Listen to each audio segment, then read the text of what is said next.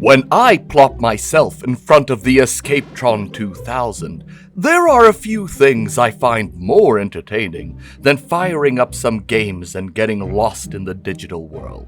And I happen to believe that some of the people watching this video might also enjoy the Biblio games. And seeing as quite a fair amount of the videos on the channel here are Lovecraft and Lovecraft adjacent, it isn't too much of a leap of the imagination to assume that I dabble in Lovecraftian games as well. So moisten up your tentacles, recite the ancient tome, and stabilize your sanity as we take a look at 5 Lovecraftian games worth your time.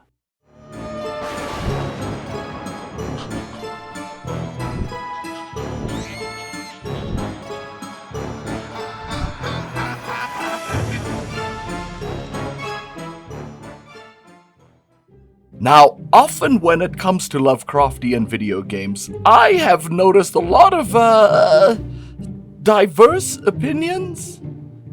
Usually surrounding the theme being either too Lovecraftian or not Lovecraftian enough, or that the game isn't the be-all and end-all of gaming. That being said, I feel quite confident in these 5 suggestions and think that they are pretty awesome games to anyone who wants to try something freshly freaky and fun. Cool? Cool.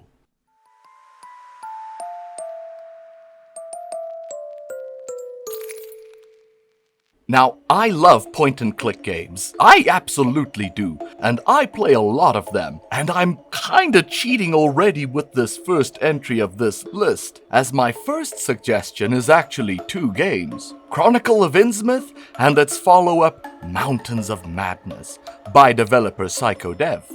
Now, both games play like your run-of-the-mill classic point-and-click adventure, the first of the 2 using the same verb system as used in classics such as Monkey Island and Indiana Jones.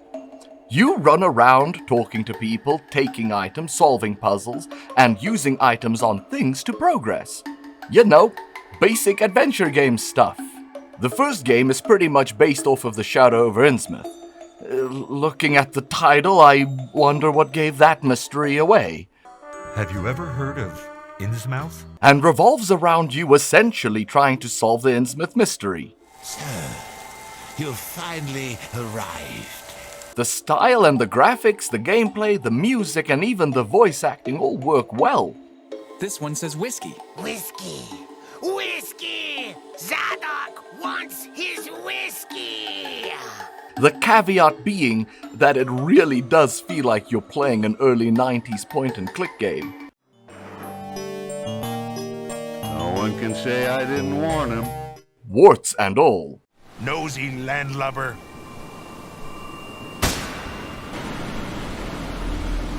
But if people can get into retro FPS boomer shooters, they shouldn't have qualms with anything like this. There are some stories about Innsmouth, mostly whispered. Strange cults, deals with the devil. Sometimes the tone can be a little jarring. You'll be sleuthing around, but then have the urge to do train geek handshakes. Awesome! Awesome! And tell street performers just how cool they are. Guys! You guys rock! And this is clearly where they took inspiration from their predecessors, with having some quote-unquote funny moments. I have a gift for you. Thank you! I'm going to go home and play with it right now! I'd let it slide because the rest of the game really makes up for it. Zadok's not crazy. Believe Zadok. But now it is actually the sequel, Mountains of Madness, that I feel is the stronger game between the 2. Which makes sense, as clearly the developers had more experience making this type of game the second time around. Everything is improved upon.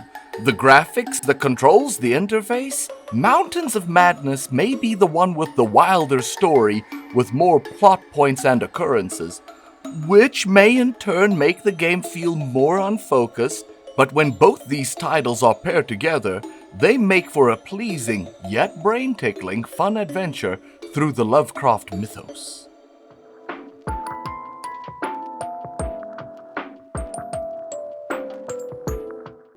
Now, if you saw my video on favorite spooky board games, you already know that I really enjoy Fantasy Flight's Elder Sign.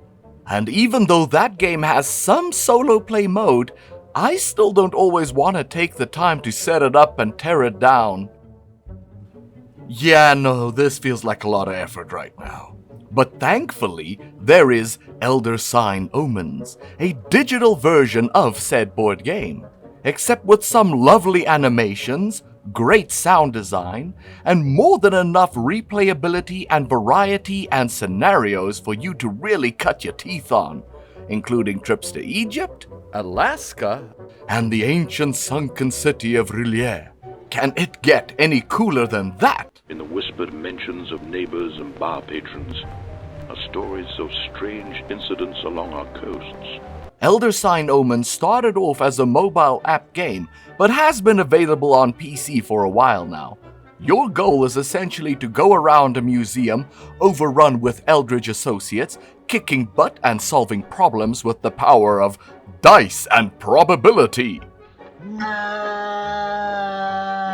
You can pick one or several of some staple Arkham File characters, each with their own stats and special abilities. I find it extremely fun to make little thematic custom teams for my playthroughs, like overconfident men with guns or scholars of darkness and mystery.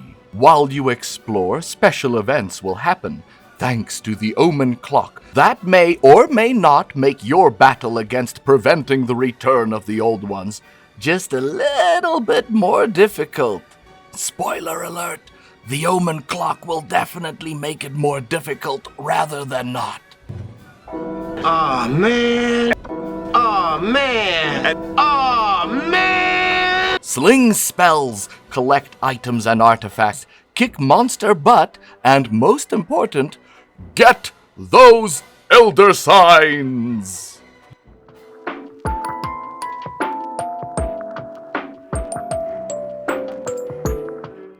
For my next title, I really wanted to recommend Call of Cthulhu Dark Corners of the Earth by Head First Games. I'm after directions to the First National Grocery Store. And I'm busy, so stop your pestering me with questions. It's tonally great, and the immersive aspects blew my mind when I was younger. Oh, look, he has a boo-boo. And I don't have a naming reticule. Oh, God. But at least it has loads of fishmen in it. Stop! You can't come down there! But I can't just recommend it due to its buggy nature and lack of quality of life improvements. So, I'd rather recommend Cyanide Studios' take on Chaosium's Call of Cthulhu. Okay, spare me the next verse. I'll tell you what I know. Now, I remember many differing opinions on the game when it came out. Specifically, its detect hidden objects mechanic, and its weird lip sync. But honestly, if you are into RPGs where you play a predetermined character going through some seriously spooky and creepy stuff, then look no further. The game borrows heavily from quite a bit of the Lovecraft mythos, although never directly trying to be a specific singular piece. But it is most notably taking inspiration from Shadow over Innsmouth, as most Lovecraftian adaptations tend to do. Welcome to Darkwater Island, Mr. Pierce. With a healthy dash of Pickman's model. Not particularly difficult, nor actiony, the game almost plays like a grimmer and more horrifying version of a Telltale Game Choices Matter title, except with RPG statistics and investigation and ancient fishy gods. A fish? You've got no idea. If you like the Chaosium tabletop RPG Call of Cthulhu, but can never find people to play with you, then this will make a pretty great substitute for single player, until you find someone willing to give up months and months of their time planning, rescheduling, and ultimately bailing out on actually playing the game because I wanna be a hot elf with witchy powers instead. Well, then I'm bringing Cthulhu into the D&D world. You got me?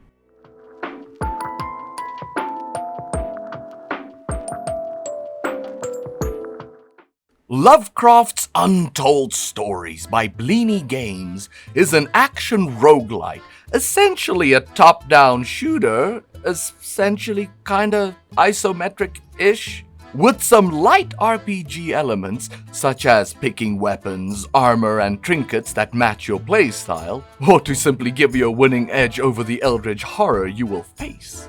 Now, for the uninitiated, the action roguelite part kinda just refers to the fact that you will die.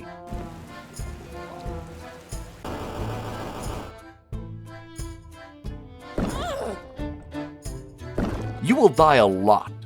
So much death while playing this game, and that after you retry an area, some changes might occur. Maps and enemies are randomly generated, meaning that it'll almost always be kinda different. This can unfortunately make the game nigh unbeatable at times, resulting in just restarting an area and hoping for better odds. Meaning that to me, this game is difficult as hell. Hey, I never said I'm good at playing video games, just that I play them. Which also seems to be the main problem a lot of reviewers had with it. I mean, I still haven't finished it, and have been slowly chipping away at this behemoth for quite a while now. But between this and Binding of Isaac, I'm gonna be busy for quite a while still. And maybe someday Lovecraft will stop mocking me with his babyish appearance when I pick one of the other difficulty levels. In their wake there is only insanity and death. But not today. The art and sound design are both very lovely, very creepy.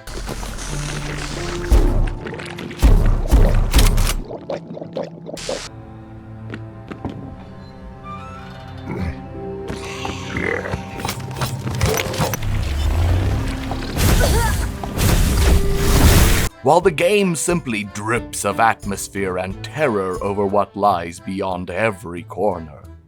And hey, you can even encounter HP himself selling junk. And even this weird yellow monarch-looking fellow. Currently, there is also a sequel out for Lovecraft's Untold Stories, although it seems as though the current consensus surrounding that sequel is that it isn't good. It stinks! But this one is good.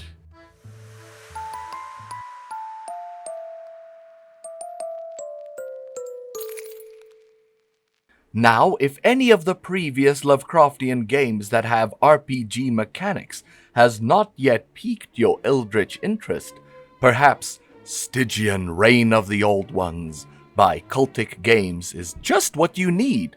Beautiful 2D art, a robust character creation, plenty of playstyles and choices to make, plus a beefy story taking much inspiration from a variety of Lovecraft's work, not just Insmith. It is the most elusive fish, and it went with I. The Story of Stygian deals with you being visited by a mysterious person, giving some indication of magical keys, and the strange occurrences that have literally ripped you and most of Lovecraft County from its very reality, and dumped here in this alien and dangerous world. The only real problem I have with this game is plainly and simply that I wanted more of it. 20-ish hours in and I was done. The ending kinda just came out of nowhere and feels as if some stories and plots don't go much of anywhere, but I guess that kinda just reflects life, and I have made peace with that. But thanks to the variety in playstyle and characters, I am on playthrough number 4, and I don't really feel bored just yet. It is worth mentioning that when the game first launched, people were also very divisive, especially regarding how the save system used to work, which was quickly updated and changed to a far better system where you don't have to quit the game to save and load. So if you are at all a fan of classic CRPGs and spooky pulpy horror, then I can guarantee you will love the madness-inducing horror that is Stygian, Reign of the Old Ones.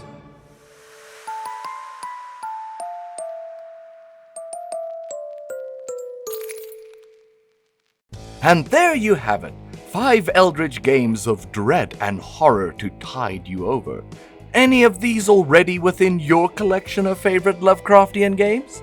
Are there any ones you would recommend? Let me know down below, and I will see you in the next video.